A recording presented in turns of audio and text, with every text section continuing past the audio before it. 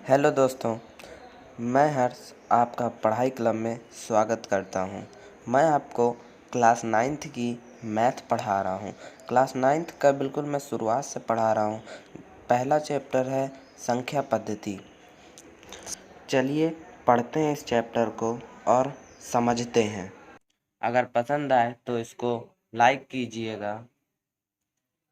संख्या पद्धति, पहले समझते हैं कि संख्या पद्धति होता क्या है। संख्या पद्धति को कहते हैं नंबर सिस्टम। क्या? Number system.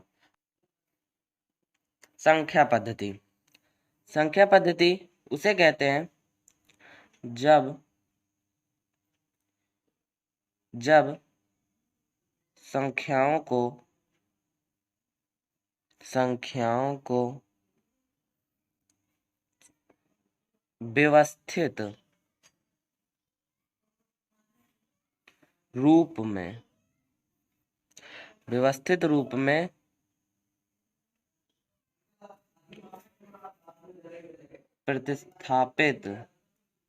में प्रतिस्थापित किया जाता है। जब संख्याओं को व्यवस्थित रूप में प्रतिस्थापित किया जाता है तो उसे संख्या पद्धति कहते हैं। संख्या पद्धति। अब संख्या पद्धति के अंतर्गत हमें इसके अंदर क्या क्या होता है। इसके अंदर हमें मिलती है पढ़ने को परिमेय संख्या। क्या? परिमेय संख्या। अब परिमेय संख्या क्या होता है? परिमेय संख्याएं वे संख्याएं हैं जिन्हें P/Q के रूप में लिखा जा सकता है तथा Q डज नॉट इक्वल 0 होता है, यानी Q 0 के बराबर नहीं होता है और P और Q कोई पूर्णांक होते हैं। अब बताता हूँ कि P क्या है, Q क्या है। ये Q डज नॉट इक्वल 0 का क्या मतलब है? P/Q मतलब जैसे P की जगह कोई भी संख्या है, Q की जगह कोई भी संख्या आ सकती है, मतलब जिसे बटे के रूप में लिखा जा सकता है। मान लीजिए 3/5, 7/3, 4/2, 1/4, ये संख्या है। अब देखो 3/5 है। 3/5 का क्या मतलब है?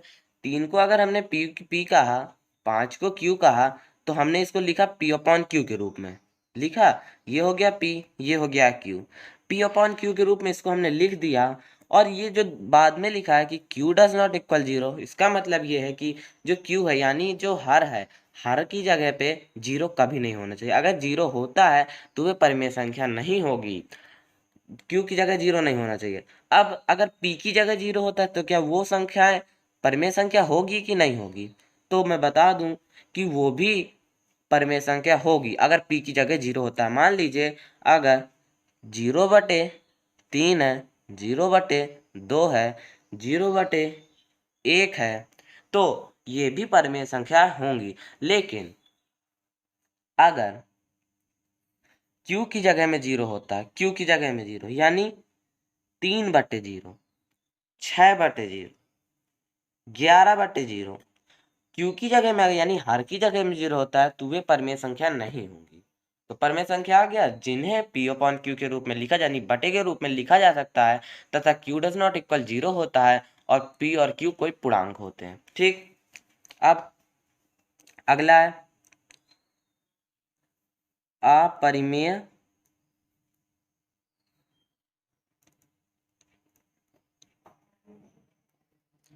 अपरिमेय संख्या।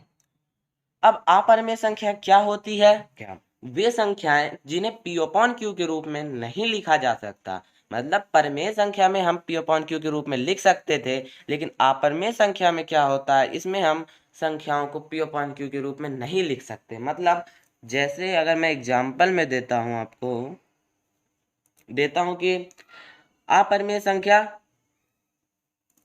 इधर इधर एग्जाम्पल में मान लो मैं कर देता हूँ √3, लिख देता हूँ √5, √11 या तो फिर 4.3213723143, मतलब बढ़ रहा है, कट तो जा रहा, कट नहीं रहा।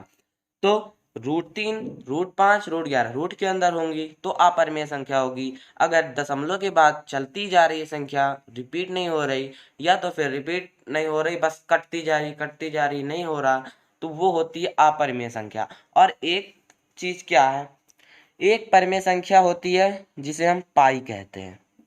ये जो पाई होता है, पाई, ये भी अपरिमेय संख्या है, अपरिमेय संख्या है,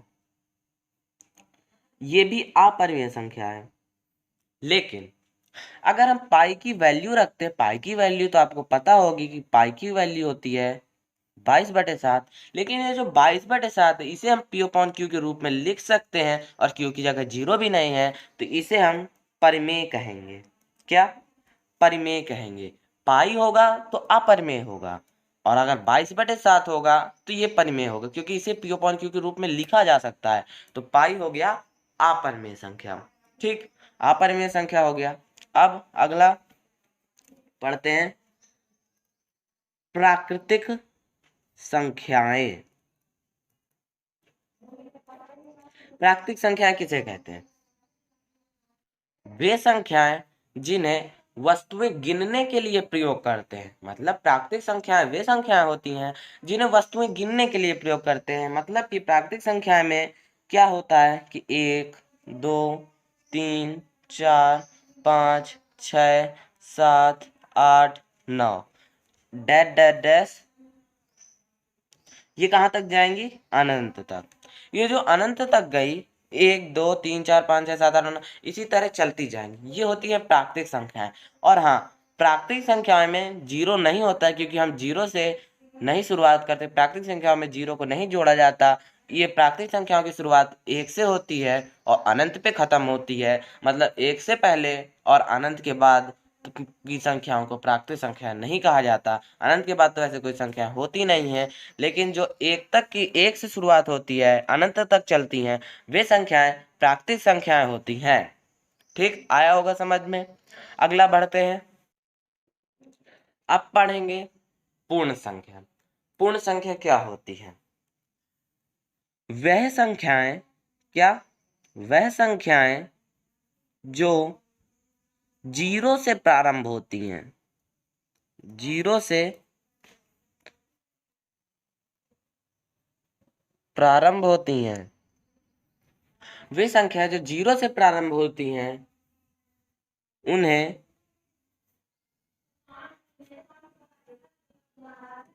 पूर्ण संख्याएं कहते हैं। क्या कहते हैं?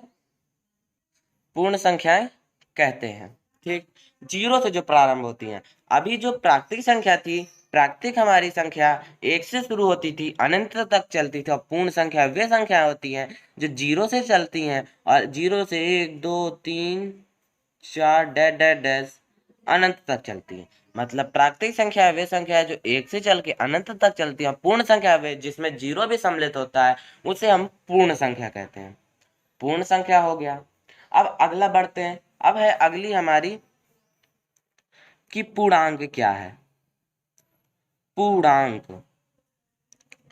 अब पूर्णांक क्या होता है? वे संख्याएं जो धनात्मक, कॉमा ऋणात्मक, कॉमा शून्यात्मक होती हैं। मतलब जो धन में भी होती हैं, ऋण में भी होती हैं, और शून्य भी होती हैं। मतलब कि -1, -2, -3, डैश डैश डैश, माइनस अनंत तक जाएगी, फिर उसके बाद 0, फिर 1, 2, 3, 4, ऐसे ये जो होती है संख्याएं, वे जैसे 1, -1, -2, -3, माइनस में अनंत, और प्लस में 1, 2, 3, 4 और शून्य। मतलब कि धनात्मक तो आ ही गई, ऋणात्मक भी आ गई, ये पूरी ऋणात्मक हो गई, और बीच में ये शून्यात्मक हो गई। तो यानी ये जो पूरे के सम्मिलित रूप को, यानी ऋणात्मक, धनात्मक और शून्यात्मक के सम्मिलित रूप को पूर्णांक कहते हैं। ठीक, आ गया समझ में। अब आगे बढ़ते हैं। अगला है हमारा वास्तविक संख्याएं। वास्तविक संख्याएं। वास्तविक संख्याएं क्या होता है? वे संख्याएं जो परिमेय और अपरिमेय दोनों से सम्मिलित होती हैं। मतलब जो कि वे संख्याएं जो परिमेय भी होती है और अपरिमेय भी होती है, उसी के सम्मिलित रूप को वास्तविक संख्याएं कहते हैं। मतलब अगर मैं एग्जाम्पल दूं तो एग्जाम्पल में परिमेय, पहले तो हम परिमेय को भी लिख लेते 3/4, 2/3, 11/8, ये परिमेय हो गई।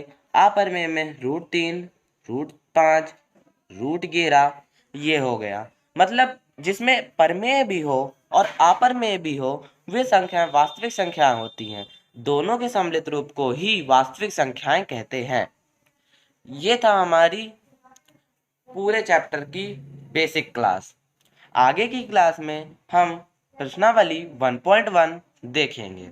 अगर वीडियो अच्छी लगी हो तो वीडियो को लाइक करो, शेयर करो और चैनल को सब्सक्राइब कर दो। साथ में बेल आइकन को भी प्रेस कर दो ताकि आने वाली वीडियोस की नोटिफिकेशन आप तक टाइम पे पहुंच जाए।